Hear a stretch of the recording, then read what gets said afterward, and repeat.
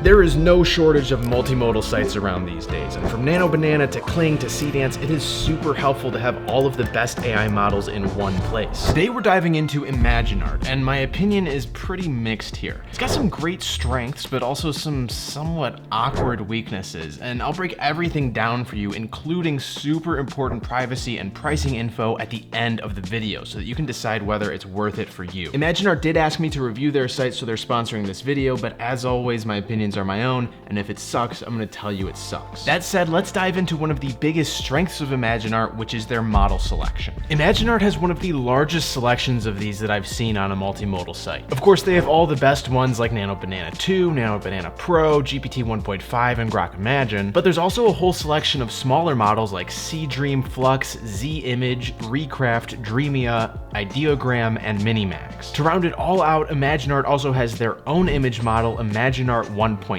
I tested this model and it's actually pretty impressive. It's about half the cost of Nano Banana 2 and it does surprisingly well with cinematic image generations. It almost has like an Unreal Engine style vibe to it. They've also got the new version ImagineArt 2.0 coming out soon. I haven't been able to test it personally, but judging by this test image gallery, the model looks really impressive. Over on the right side of the screen, we've got their generation controls, which I really like. There's a slider for changing the aspect ratio of your images, an automatic prompt enhancer, variation selection, and resolution. The video gen selections follow the same theme.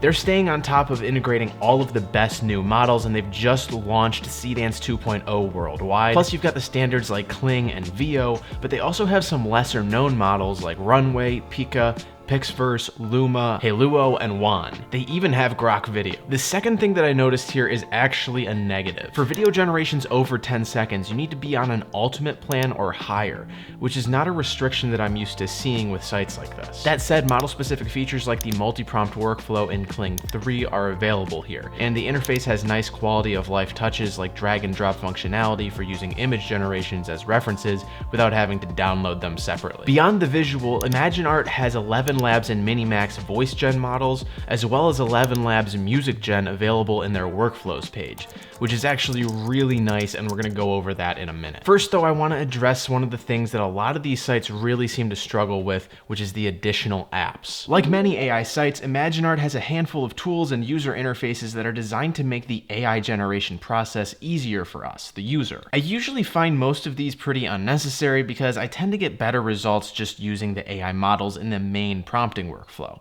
But there are two exceptions here, one for photos and one for videos. The image tool that I think is helpful is ImagineArt's InPaint feature, where you can mark up a reference image for greater control over edits applied to it with Nano Banana. I've seen this on one or two other sites, but it's definitely a less common feature and it's helpful to have. As far as video goes, ImagineArt has a couple of tools here, but the one that really provides something different is their Lip Sync Studio. This tool takes photos and can make characters lip sync to your script, and this can be done in the main workflow, but the thing that the lip sync feature provides is additional models like Fabric 1.0 by Veed, which also accept audio inputs for lip syncing, so it adds a whole other level. That said, neither of these tools come close to my favorite element in ImagineArt's UI, their workflow page. Workflows are node-based workspaces by ImagineArt where you can create multiple boxes for different tools and connect them and reuse each one however you want. For example, I can create a Copilot node which connects to LLMs like ChatGPT and ask it to give me an optimized prompt for an image.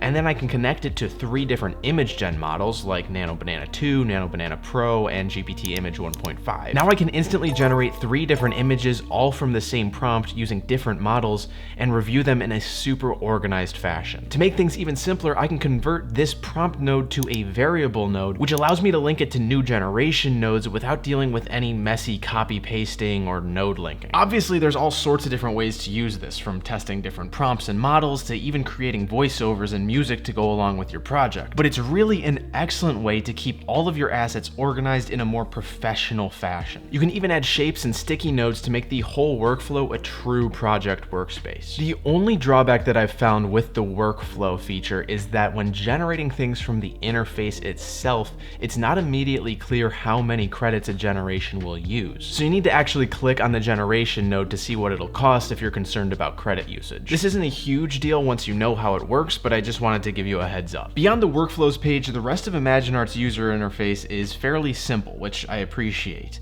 There's not 17 different ways to get to the same spot, and it doesn't feel too much like walking through Times Square with visual overload. They even have an integrated AI assistant that can help you develop prompts and projects and do the generating for you, which is super cool, and I haven't seen an assistant integrated like this before. There are some things about the UI that I want to nitpick though.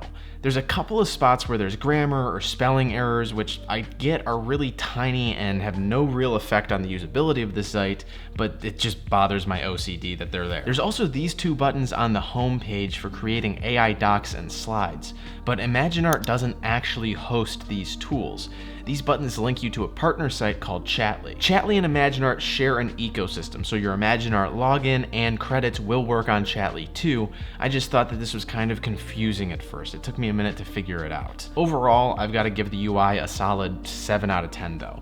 I like it quite a bit. Now, no matter how many models a site has and how nice the UI is, none of that matters if they've got crazy terms of use. So let's see what it's like in the fine print for ImagineArt. There's really nothing crazy about their terms and privacy. Paid users have the rights to use generated content for commercial purposes, but those with a free or trial plan are limited to the personal use of their generations. The only other thing that I want to highlight is per their terms, any of your generations can be used by ImagineArt in basically any way as long as it's for the purpose of operating and providing the services of their site. This includes promotion of the site. That said, users are automatically opted out of AI training usage, which is nice, so your inputs and outputs won't be used to train AI models unless you explicitly allow it. These terms are pretty standard. They're not like the most conservative I've ever seen, but they're also not the most liberal. It all depends on what you're looking for in a site and if this fits the bill for you. Speaking of the bill, let's talk about pricing. I made a whole video breaking down the costs of all of the major AI sites, and it does need to be updated soon, but I don't think ImagineArt has changed their system since I made that video. So if you want to see a dollar for dollar comparison of credit value, I've got that linked at the end of this video. For our purposes today though, I'm going to do a quick rundown. ImagineArt has 4 different subscription tiers. Basic, which is $9 per month, Standard at $20 per month, Ultimate at $34 per month, and Creator, which is currently $175 per month. Personally, I'm on the Standard plan, and I'm not gonna lie, it feels a little bit restrictive, especially since I'm limited to video generations 10 seconds long and under. If you've got it in the budget, I definitely think that Ultimate would be a worthwhile step up and feel way less limited. Clearly, the Creator plan is a massive leap up in price, but it has the added benefit of having a bunch of unlimited model access, which none of the other tiers have available. I do have a link down in the description if you're interested in checking out ImagineArt for yourself, and if you want to have a deep dive on all of the credits and pricing of the site, you should check out this video right up over here.